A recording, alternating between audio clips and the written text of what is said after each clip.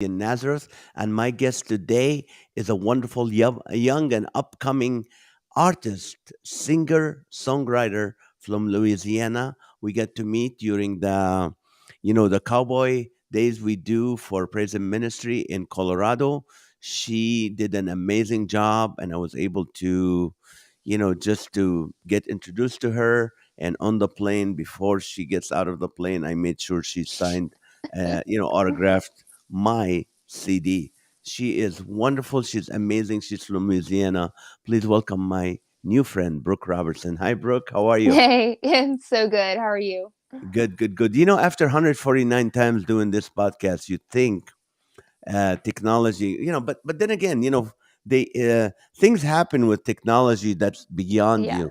The yeah. minute you surrender your life to Facebook, Instagram, TikTok, or any streaming media, you're now under their power, because they Yep. can have a glitch and then you can't do anything about it. But Mhm.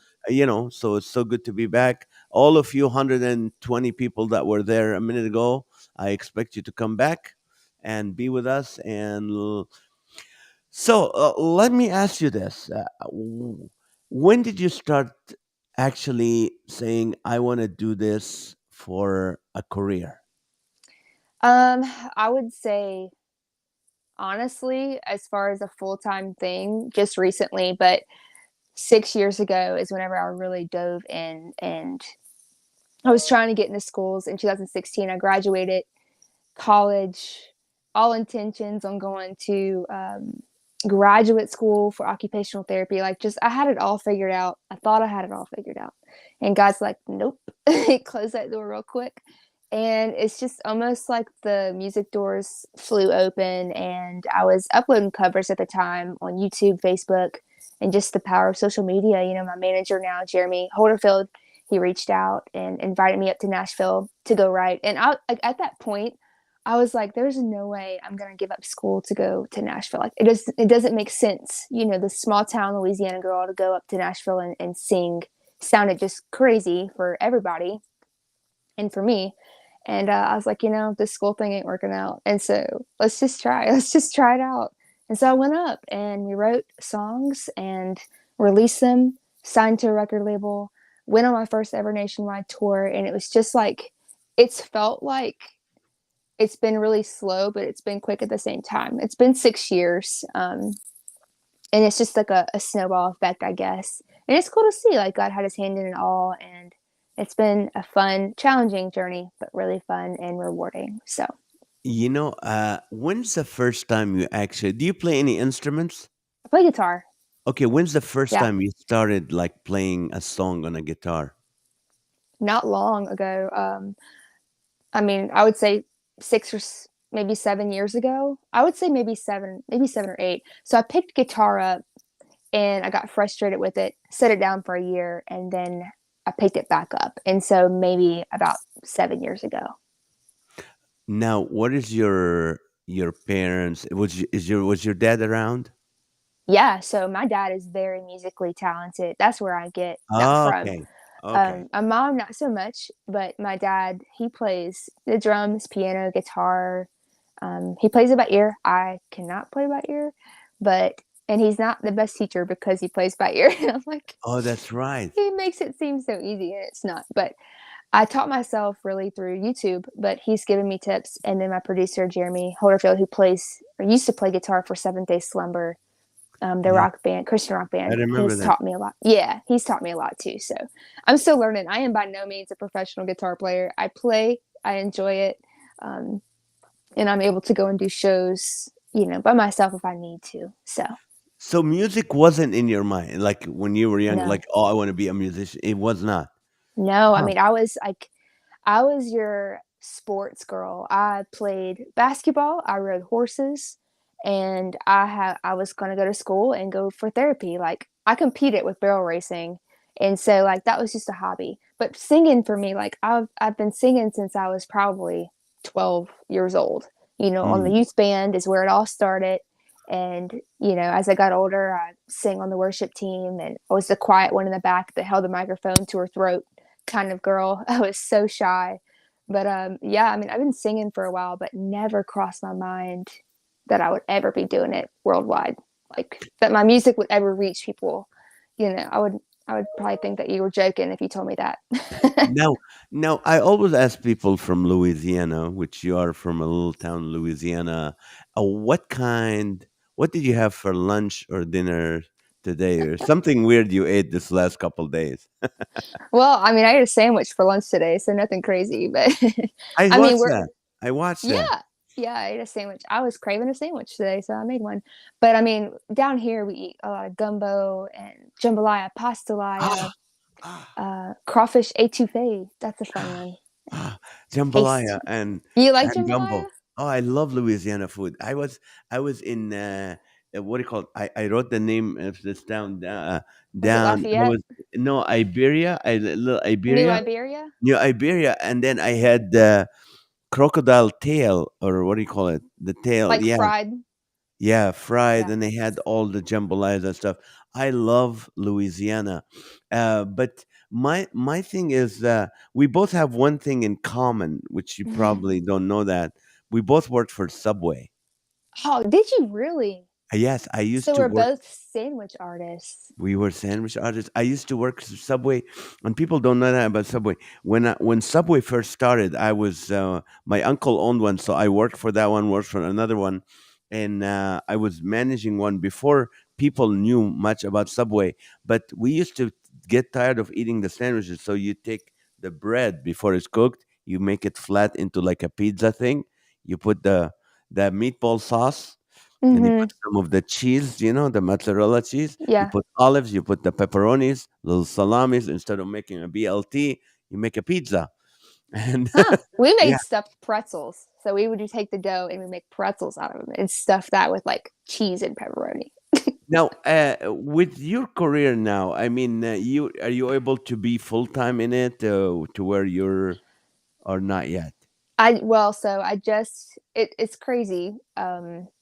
But I just recently stepped away from my day job Uh-huh. to pursue ministry full time. And I don't have the shows lined up. It's been really hard to get shows booked. We're working on some new stuff. Maybe that'll help out a little bit. But I'm in this season where guys just want me to trust him. And I've had so much clarity to step away from what I have known to be comfortable. And that is just the security and the stability and all of that, and like fully just dive all in on this ministry. And it's been kind of scary, but I'm trusting God right now in this season. And I can tell you one thing, that I feel lighter, even though it's uncertain. But I think there's something really cool about the seasons of uncertainty, and it's where we grow the most in our relationship with the Lord, because we've got to seek Him through that and like trust Him. And I've felt God ask me so many times in the past like couple months, "Do you trust me?" And I'm like, I do trust you, and I've been told my whole life to trust you, but instead of just saying it, I want to do it. I want to show God that I trust him. And that means me being obedient no matter how crazy it may seem in my mind. So, yeah, But you're in a small town still I am. in okay, and so you're willing, if God moves you to Nashville or to LA or wherever the career takes you, you are willing to do that. Yeah. Yeah. Okay. It's one of those things like I know it's happening. It's just I haven't had that peace to go yet. I have left my job. I've had that peace to go there. And so I know what that feels like to have that peace. And I just don't have that yet to move. But I do feel like that tug is going to be in the Nashville area eventually. Okay, I um, want to let our audience know because I have to play that video again okay. if people couldn't see it. But I want you guys, when you're watching this, to look, if you are watching it live, but if you are on the audio, to see, to go to YouTube and look the video taking my voice back, and just it kind of set up the rest of this podcast and the questions we're gonna ask, and of course we get back to the career and the future of Brooke Robertson. But here's a video. Let's watch it.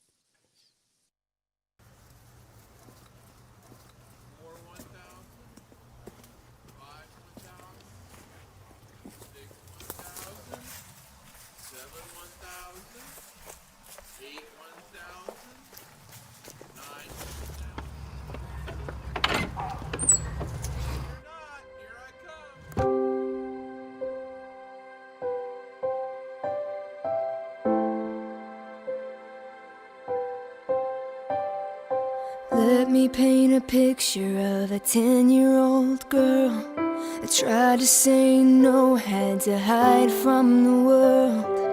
Innocent but blameless, but carrying shame, telling herself she'd be okay. Gotta let go, gotta let go. I'm taking my voice back, I'm writing my song. Nothing can stop me, I'm gonna move on, gonna learn to forgive you. You've taken enough. Though I feel alone here, I know that I'm not. I'm taking my voice back. So scared of the moment, trying to escape. Afraid if she told, she'd be the one to blame. She better keep quiet and bury the pain. Keep telling herself she'd be okay. Gotta let go, gotta let go. I'm taking my voice back, I'm writing my song. Nothing can stop me, I'm gonna move on, gonna learn to forgive you. You've taken enough. Though I feel alone here, I know that I'm not. I'm taking my voice back, I'm taking my voice back. Oh, there's freedom on the other side, freedom from the pain you hide. Oh, there's freedom when you let it out. Tell your story, tell it now. Oh, even though the memory still hurts, this song is for the other little girls. You're taking your voice back, you're writing your song. Nothing can stop you, you're gonna move on, gonna learn to forgive them. They've taken enough. Though you feel alone here, just know that you're not. I'm taking my voice back, I'm writing my song. Nothing can stop me, I'm gonna move on, gonna learn to forgive you. You've taken enough. Though I feel alone here, I know that I'm not. Oh, I'm taking my voice back. You're taking your voice back.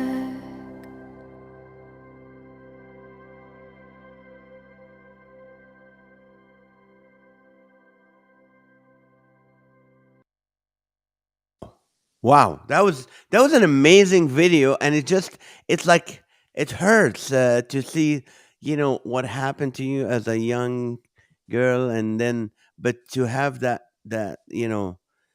power and strength to be able to go out and share that story and be you know taking your Mhm. voice back. And I know that's going to impact so many young people. But how did when were you able to talk about this? Because a lot of people, some of them to this day listening right now Yeah. or watching, they don't talk about it.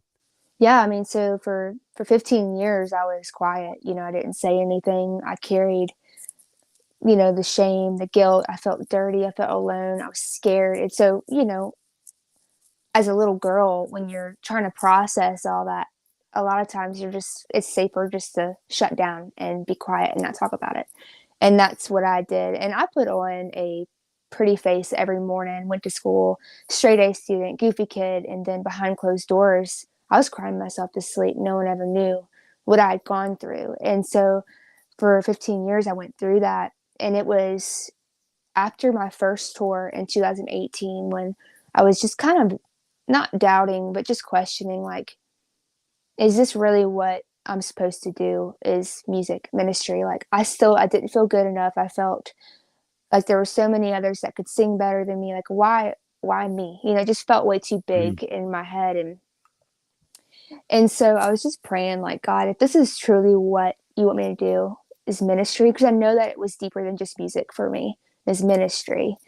Um, then I was just praying, like, what are songs that people need? And this story surfaced. And it was something that before I could bury deep down, pretend like it never happened. Like, I promised myself that I would go to the grave with this story. And then for it to surface and not leave me, like, I knew it was God. And I was like, God, what are you doing? Like, there's no way. Like, I fought God for weeks. So there is absolutely no way I'm going to be able to talk about it, because I have to tell the whole world. But even scarier, I had to tell my family and my friends, and I have a very big family. And And you didn't tell so your mom? Did your mom knew about this? yeah, I Mhm. kept it quiet. I You was didn't tell just your mom? I kept it quiet. So Wow. yeah, Are you okay I to was talk about this? I don't wanna just no, blurb. Are you I mean, that's for you okay. to sing to the world, I mean, I'm thinking it's okay you're talking Yeah. about this. No, I've gotten stronger over these past couple of years sharing this story. I was honestly mainly terrified to tell my dad, um, because he's a very protective father. And so that was, and we'll go into that a little later, but I was just praying, like, God, if this is really what you want me to share with the world, then I just need clarity. And so after praying about it, I felt like I needed to reach out to my abuser, and I did. I reached out and I just said, "Hey, I just want you to know I forgive you, but I Wow. just want you to know also that God forgives you and God loves you." And it was that moment. It was very pivotal in my life. Um, that was just, it was healing for me. That the Mm, forgiveness, I didn't realize I had unforgiveness. I thought I was okay. I was numb to it. But the forgiveness for me was freeing. And it allowed me to go up and write this song, taking my voice back. I wasn't going to let silence keep me quiet anymore. Because the enemy knows the power in our testimony and our voice, and all he wants us to do is keep us quiet. And so when I felt that clarity to go up and write it, I wrote the song. I had to go and tell my whole family. And my dad's reaction was, "Hey, if you could forgive this person, then I can too." And that was oh, just like, just to see, the people in my family who needed to hear the song, but also to see what it was doing on a bigger scale in my family and in my life. Like, I was like, what is God going to do with this? What mm, is he going to do with this song? And I've had people even say, like, how can you forgive somebody that hurt you this deeply? My response is always, it doesn't excuse the wrong done. It doesn't excuse that, but it allows you to walk freely in the calling that God's placed on your life. And it's not always easy. It doesn't always look the same. Like, for me, I had to reach out to my abuser. It may not look like that for somebody else. It could just be between you and God, to have that freedom. And a month before the record release, so this person reached back out and didn't want to call it abuse. And those feelings started coming back. I started feeling shameful. I started feeling like, am I doing the right thing? Like, should I be sharing this song? And I'm thankful for the people in my life that just pushed me and just reminded me, like, this is the enemy trying to keep you quiet still, and just keep pushing forward. I mean, it was already in the pipes to go out to Spotify and the whole world. And so it's almost like God's like, too late, like, this is going to be shared no matter if you mm. like it or not. And so I'm glad I did it. It's been so rewarding just to hear the stories of people who needed to hear this, and to let them know, like, there is hope. And I feel like society puts such a highlight on the victim mentality. And I'm just like, hey, I understand that what you went through is really hard. I get it. I've been there. But let's look over here. Let's refocus and see that there's hope and freedom in forgiveness. And there's like a whole nother side that God wants to use this for good. If you have to let him. And so, like, that's my heart with this Wow. song. Now, was it a family relative, family friend? That's something that I don't talk about. Oh, okay, then That's don't. I okay. just yeah. Yeah. Yeah. It's just, where did that faith come from? That to be able to forgive. You're a better woman than a lot of people. You're a stronger person. I mean, as a dad, if my daughter came and told me this, my first reaction, I'm gonna be honest, I'm gonna go kill that guy. I mean, Yeah, and as a honestly, Christian, in the name of Jesus. that's every dad's reaction. And I Yeah. think that's why I was so quiet and I didn't share. I'm not blaming my dad of like my silence, but I didn't want to lose my dad. And so as a little girl, like it was safer for me to just be quiet about it. But I haven't always like I never thought I'd be able to share my story, much less share it the way I am right now. And it haven't always been that way. I mean, it's been 2 years of me sharing it with my family and on stages around the United States. And just seeing God move through it has given me the strength and boldness and bravery to do that. But it hasn't always been that way. And I think the strength, obviously, is not my own. It comes from the Lord, but it's come with just walking with Him and seeing His hand in every single moment. And even when you're in those moments that you can't fully see, when you look back later on, you're like, okay, God was there. Like How old were you when you I was started feeling 10. the Lord's Oh, presence? um, I was as far as like tangibly feeling the Lord. I think I was probably around like 12 when I gave my life to Jesus. It was at church camp in Jackson, Mississippi. And when I tell you, like, I felt the Lord and I felt so like freeing. I felt conviction on things that I never thought like tangibly. I felt the Lord. And so I think from there, it left a mark in my life to know like He's real, but this life is hard still. And I've got to learn how to walk with Him. And it didn't take, I mean, it took a long time. I mean, I was an adult when I fully understood what that meant to walk with the Lord. But yeah, it's been a journey for sure. Wow. Uh, Tell me about your relationship with your mom. I know you mentioned something. One of the songs was about she had complications in Hmm. birth with you and it affected her later or something. Tell me a Yeah. little bit about that. Yeah. So, my mom always, I always noticed something as far as her face. She's paralyzed on one side of her face. You can kind of see it. But I never really thought anything of it other than I knew it was something to do with me. And so I've kind of associated that. I was like, did I do that? Did I do And that to your mom? yeah, she's like, no, you didn't do that. And so I didn't quite understand. And it was when I was writing the record, she shared the story. I don't know why she waited so long to tell me because I was like in my early 20s at this time in my life. And she was just now telling me the story of when she was pregnant with me. She became very sick. And I think it was several months into her pregnancy, and she had to go through several months very sick, in the bed, depressed, physically, struggling. Mm, And it was around the 8 month mark when the doctors were like, "We think you have a brain tumor. We're not sure what's going on. They couldn't do many tests because when you're pregnant, like it's right. dangerous. So they couldn't treat her because they couldn't diagnose. So it was one of those things where let's just get you by until it's safe to deliver. And so thankfully, at 8 months, they were like, thankfully she made it to 8 months. And they were like, we don't know if y'all are going to make it or not. We don't know what's going on. So we need to go ahead and have her early. And so obviously my mom did what was best and had me early. And I was healthy, didn't have to go to the NICU.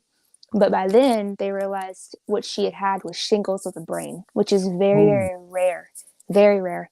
And it had paralyzed two of her cranial nerves, which damaged her face. uh, It looks like Bell's palsy, but it's not. It's her nerves were paralyzed, and she's lost some of her hearing as well. And so she shared that. She's like, throughout that time where it's supposed to be really happy and you're supposed to just enjoy that time, she was really hard for her, and she was thankfully surrounded by one of my great grandmothers who was a prayer warrior in our family. She'd go over there almost every day and just lay on her couch and she would speak life and prophesy over me and who I would be growing up. She said she prophesied a word over my life that I would be a Joshua for Jesus, a leader for his kingdom.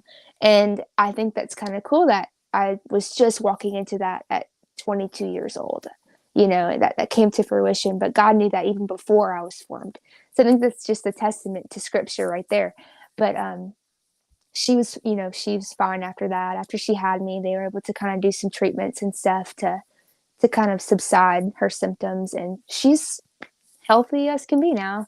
She's got some scarring with the face paralysis, but she's she's one of my best friends now as an adult, and I love her so much, and I'm and you thankful guys for her. don't share secrets right away with family. You guys, everybody waits so many years. I mean, it's not. Yeah. But I mean, when was the first time you sang "Taking My Voice Back"? Was that before it even went into a video and went into Spotify, or after? Yeah, so the song we wrote the song in 2019 and then released it. I think we wrote it early 2019 and released it in March of 2020. So the Mm, song had been written for a whole year, and I didn't share the song with my family until obviously after I talked with them about what had happened because I didn't want to just like hit them with this song, you know. mm. Um, I can't really fully remember when but I think I had played the video. I think I waited till we had the video, if I'm not mistaken. So it's been a Very well minute now. done. Very well Thank done you. video. The girl was a great actress, wearing the white dress, coming out of there in the beginning. Like this whole thing was really well done, and it's so sad that it even happened in your Yeah. lifetime. You should have maybe, yeah. But I know that this song would really touch a lot of people, bring a lot of healing. I mean, even this Brian here was saying that he said, I know that feeling too Mm. well. I was abused as a child and it's hard. So, for you to go out and be able to say, I forgave my abuser, I mean, that's powerful. That's a huge. There's people can't forgive their mother-in-law or sister-in-law Mhm. or daughter-in-law for saying something bad about them.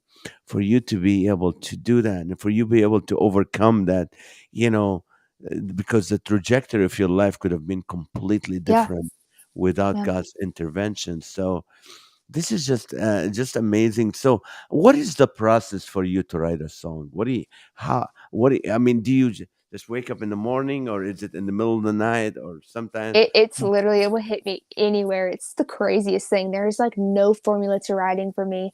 Some people are like, "Yeah, I got to get a beat down." Like, I get the beat, and like then the lyric comes. I'm like, "Look, I don't have a process."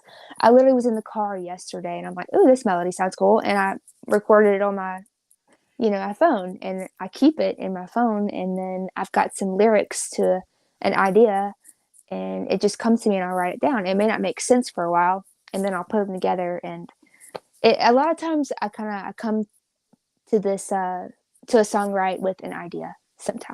Mm. Sometimes it's with a lyric to a chorus or a lyric to a verse, or maybe it's just a little melody I have. So that's my process is all over the place. I don't have like a Now, perfect. what's the shortest song it took you to do, and what's the longest time it took you to do a song? So the shortest time, I think it was the song "Just Be You." I think it took us like maybe 3 hours to write that song. And with the Um, music and the lyrics and everything. yeah, as far as just to get the idea of a melody and lyrics. And then there's a song called "Center of It All" on the record. It's probably the most different song on the record. That took us almost all day, which was just so weird. Sometimes songwrites can do that, and it's not that it's a super complicated song. You listen to it; it's a very simple lyric, but sometimes writes just like you hit this brick wall and you can't get past it. Sometimes you got to step away and leave it and come back to it. Sometimes you just trash the whole thing. Sometimes it just flows. I don't know. It's weird. Here's something. Here's a question, and it's the biggest fear of a comedian, and I'm sure, or maybe it is for a musician, is sometimes like, how do you know that melody was something you came up with? Could it be something you heard 2 years ago, It could be. different songs, and it came up? How can you tell? Sometimes I literally that is a thought that comes in my head every time. I'm like, "Oh, this melody sounds so cool," and I'm like, "It's probably too good to be true. It's probably somebody else's song." Uh, But the only way I really can tell the difference is just bringing it to somebody or more than one person and be like, "Hey, what do you think about this?" And sometimes they're like, "Oh, it sounds like this song," and then that's when you know, okay, I need to kind of change that up a little bit, or because like when you think about it, there's tons of songs out there. It's gonna overlap at some point. It's gonna overlap. but not to the point to where it's like, oh, well, I heard that, Yeah. Yeah, Which there's some songs Vanilla where I'm Ice like, does that. that's yeah. Remember that Vanilla Ice and Queen, or Some you're I too mean, young for that. honestly, I have like this thing where I'll listen to songs, I'm like, "Ooh, that sounds just like this song." And like I can't do that. I'll ruin a song for people. But now with with technology, I think They can tell which, hey, Hmm. this is too close or it's the same. Yeah. But so you started, say, hey, okay, I can play the guitar, and started singing. When were you feel like you were discovered, or where someone really said, hey, you're really good. I need to help you out. I need to sign you up to the record. How did that happen? That was in 2016 whenever I released, I think it was In Christ Alone, a cover on Facebook. And my producer, manager, he produced the last record. He manages me to Jeremy Holderfield. He reached out and he's like, "Hey, you should come up and write." And I had never, at this point, had never written a song in my life. Mm. And that's the moment where at first I thought it was a scam. I said, "There ain't no way. This is a scam. Like, this is not real." But it was, and he has been such a huge part in my career, and honestly, the reason why I'm still here doing it, because when we went up and wrote songs, he knew that when I was to go home, I didn't know what to do with it. Like, I would have just went back to my everyday life because I have no connections in the music. At this point, I had no connections in the music industry. I had no idea what I was doing. And he knew that. And so he invested so much into me and still invests so much time into me and what I'm doing, what God's doing through me. And it's a rarity to find. And somebody that I'm so thankful to have in my life and in my corner. And I know it was a God thing. God thing, I have no doubt. Now, what was your first tour like? How did you feel being on the road? Was it on the bus, or were you guys Yeah. going? Oh, it was on the bus. Who were Yeah. you? So Who was the Seventh Day headlining? Slumber. Oh, Seventh Day Slumber. Yep. It was me, Seventh Day Slumber, and then my friend Nathan Sheridan. Um, yeah, it was not your typical first tour. Usually your first tour is with a U-Haul trailer and a truck, or. And so I had just signed to a record label and we went out and we did, it was actually really big. It was a small town worship tour, and it was pretty large. I think we had like 30 dates, maybe 40 dates. It was big, That's big. and it was so much fun to just get the experience on the bus. Sleeping in the bunk was a bit odd. Which It was which bunk did you have? The middle, the upper, or the lower? top. Top. Ooh, that's not good. No, it was like right where the air was blowing out, so it was really cold. It was Oh, nice. Yeah. always go for middle bunk because the Really? bottom bunk you feel the road, the upper bunk you shake more, the middle bunk Well, if put it on your radar. okay. I Uh, haven't been on a bus since. It's all been like either flights or U-Haul in my car kind of tours. Maybe one day I'll go back on a bus. It was pretty fun. So, what would be if God said, "Okay, Brooke, one wish can come true immediately." What would you ask for? hmm. I don't I don't really know other than how can I share your name more? Because Mm, I'm at a point, and I don't want to be like cheesy, but I feel like asking for something for me would be selfish because why am I here? Like I ask myself, what's the point of life here? It's not to become famous, it's not to have this ginormous following, it's not to be the next big thing. I really truly just want people to hear Jesus through my story and what he's done. And so I guess it would be that, like, whatever way it would look like for his name to be glorified in a larger scale, do it. Like, that would in be it. in a larger scale. Yeah. I mean, however Yeah. yeah, like just to share Jesus with more people, whatever that looked like. And maybe it's not a larger scale. Maybe it's at the store. I I mean, don't know. if you have the option to share Jesus with 10 people or share him with 100,000, of course you would go for the bigger one because that's kind of what motivates artists to Hmm. always you want to do you want to be able to reach a bigger audience, bigger crowd. Yeah. You want the name recognition, not because you just want to be proud, but actually it makes you feel like what you're doing is worthwhile, is Yeah. impact. Yeah. Which I guess in a way, sure. I feel like my whole life has been like the enemy has tried so hard to keep me from sharing my story, and has I felt like really things come, forward on a silver platter, and then boom, it's knocked out of my hand kind of feeling.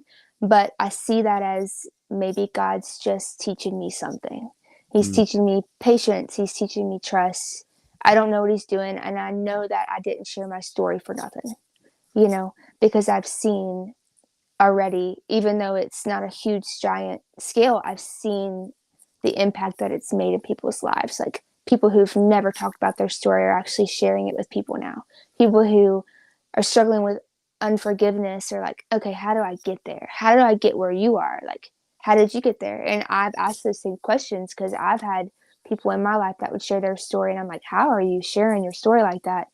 You sound so brave. Like, how did you get there? And it's at the end of the day, it's Jesus, and just come into Him with a pure heart. Because I always share this story too. Jesus had to forgive the people that were killing him. He yes. forgave those people. Like if Jesus can forgive those people, then I can forgive too. And it may be hard. It may not make sense to me. It may not make sense to other people, but it makes sense to God because He knows it's where freedom is. So, Wow, let me this is from my friend Bridget Mary, who's one of my advisory boards on Laughter for All. She said just watch several of her YouTube videos. Beautiful voice, beautiful lyrics. I see you going very far with your music and testimony. Very powerful. Love you, pray for you. For so many people praying for that. amen. So let have you ever considered going to this ministries that work with abused, sexually abused, Mhm. and introduce your song and your ministry to them? Yeah, I've been a part of some Facebook groups. As far as like in person groups, I've been a part of like some trafficking awareness shows. And actually, I just partnered with Destiny Rescue, who they go out and they fight and they rescue kids every single day from trafficking. And so I'm kind of like getting more exposure to this group of people. It's kind of just trying to find those connections. And Mm, I post as much as I can, to get out to the audience that I have. But I think it's just going out to shows, meeting people, and you just don't ever know. You don't ever know who's been through it. And I mean, I was in a room of 25 kids, and four came up to me. So 4 out of 25 kids. And I'm like, that's just four that talked about it. I was that kid that didn't talk about it for a long time. I'm kind of all over the place, but like statistic wise, I wasn't part of that statistic because I never talked about it. That number is so much bigger than just a statistic because so many are silent. And so my heart is just, if you find one person you trust, whether it's a parent, sibling, counselor, teacher, whoever, there's like that's one step forward to healing. Just talking about it, wow. you know. Now, So did you go through therapy? Did you have a psychiatrist, a therapist? Did you have to go through all that? no, I didn't. And I think mainly because for those years I was quiet, and Mm, I was kind of sorting this out myself. And then when I got to the age where I was like going to share my story with the world, it's almost like there was this work that had to be done, and it was done quick. Over, I mean, I say quick. It wasn't quick. It was definitely probably a solid year of me sharing my story. That was healing for me, sharing it with my family, my friends, and that was my therapy. You know what I mean? Was wow. sharing with family, hearing that some of their stories were similar when they were a child, and just that to me was therapy. But I definitely think finding somebody that's wise and that Mm, has wisdom and that can pour into your life um, spiritually. I think that's so important. And I always encourage young girls and even guys that come to me saying they're struggling. I've gotten on FaceTime with them just to pray for them and talk to them. Sometimes you just need somebody to talk to, somebody that you trust, um, someone that is just there to listen sometimes. Let me ask you, Brooke. There's mothers listening, there's grandmothers, there's brothers. How can young girls? I mean, I don't know. I don't know how to ask this question, but Mm-hmm. how can people be, prevent that from happening? How can parents prevent that from happening? Yeah. Were you I don't know if there's an answer to that, only because I say this world's evil and it's fallen. And my parents told me all the time, and I was very aware, but I was stuck. I was in, like, I was literally trapped. There were moments where I literally couldn't get out of a room. And so you get in situations like that where you can't prevent that.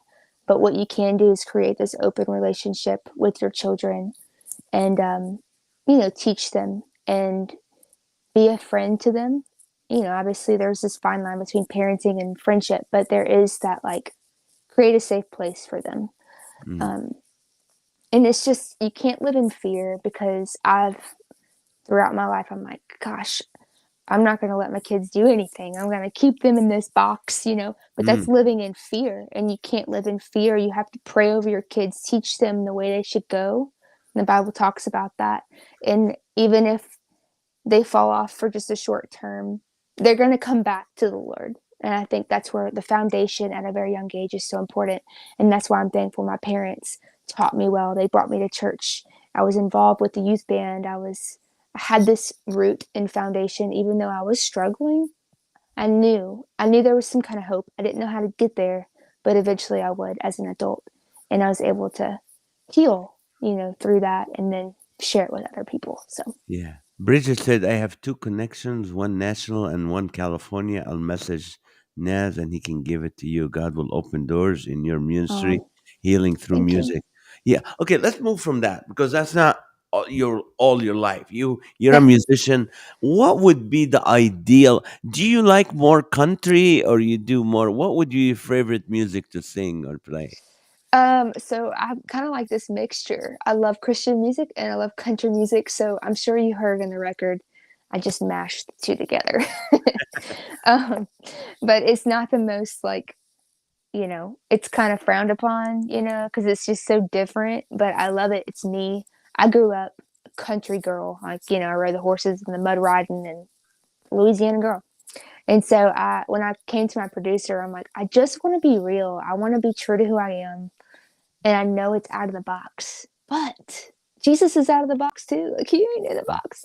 Right. So I'm like, let's just do something that I'm gonna be proud of at the end of the day. Like, this product that's me, because Mm, I want people who listen to be like, hey, I can be me too. Like, that's okay. I can be who God made me to be.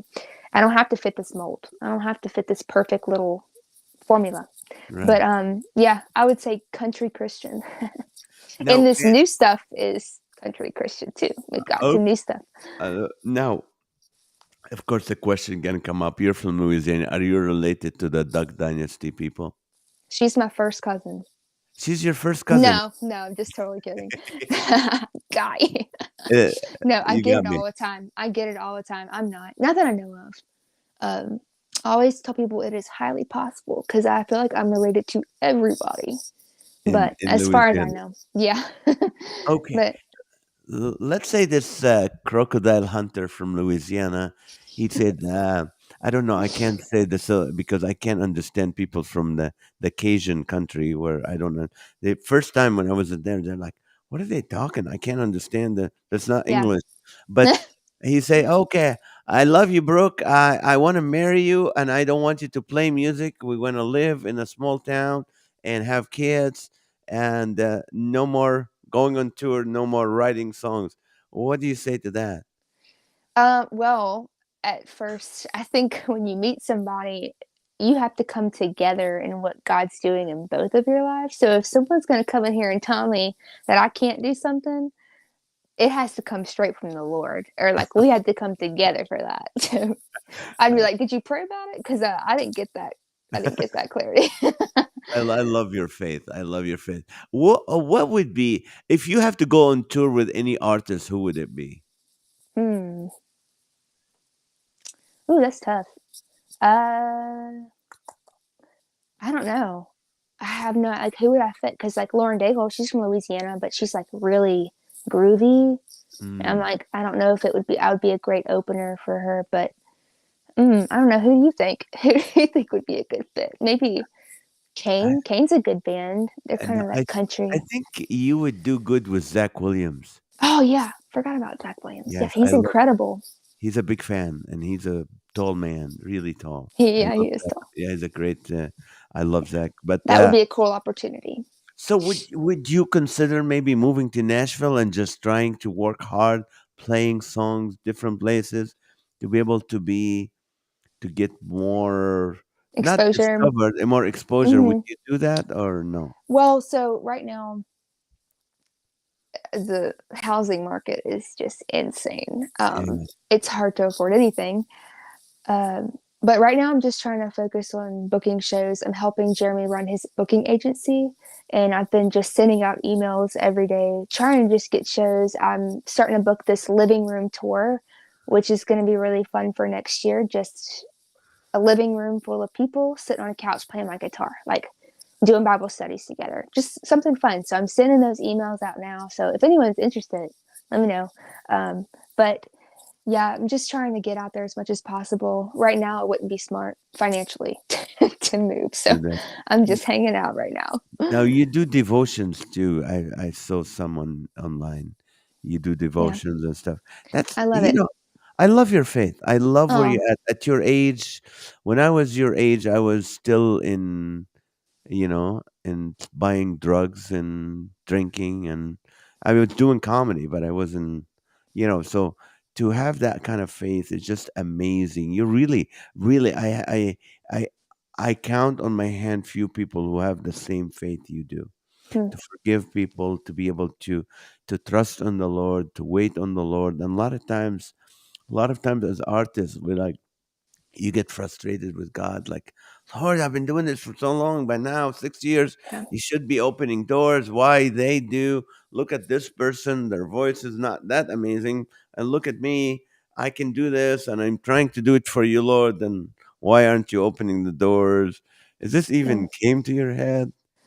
Well, so I used to ask God why, and I stopped asking God why because at the end of the day, we may never know the answers, but I only ask God what now. Like, God, what are you doing right now?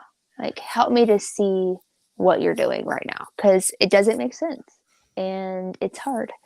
But usually, when you fast forward, you can kind of see, like, okay, that's what he was doing there. And, like, for instance, school, I was like, God, please help me pass this test. Please help me get into school. And that to me, looking back, was a selfish prayer because, like, I should have been like, God, close the door or open the door, your will. But that's come with time and like learning how God works. It's not a selfish thing. It's just serving him. Like, God used me in these moments, even though it's hard. So Yeah. it hasn't always been that easy. But Right. Okay. Well, I know this podcast, when it goes to audio, thousands of people watch it, listen to it. Who who can help your career right now? You think there's somebody going to be listening to this, and I think they'll be able to help your career. What kind of help would you need for your music career right now? I don't know. I know it's I mean really just booking shows or getting on tours, like that's at this point in my career is what I need, and I know that in order to do that, usually you have to have a song that is on radio or a song that's going to sell the tickets and stuff like that. It's the hard part of the industry.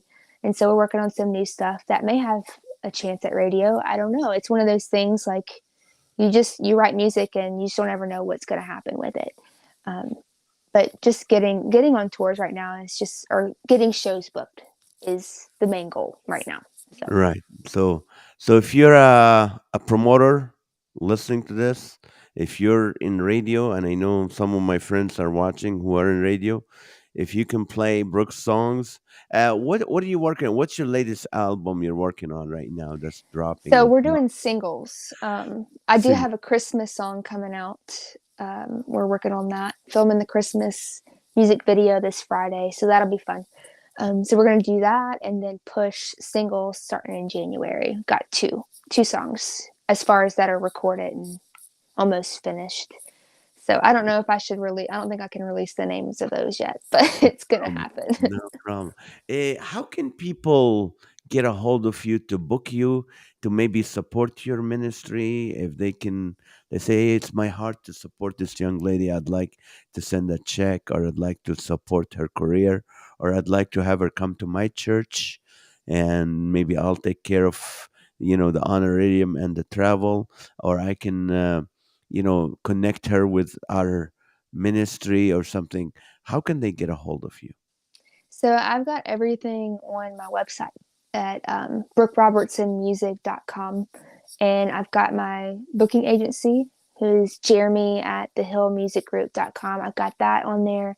And then my email should be on there as well, brookerobertsonmusic@gmail.com. And so I answer to both emails since I'm helping Jeremy now with booking.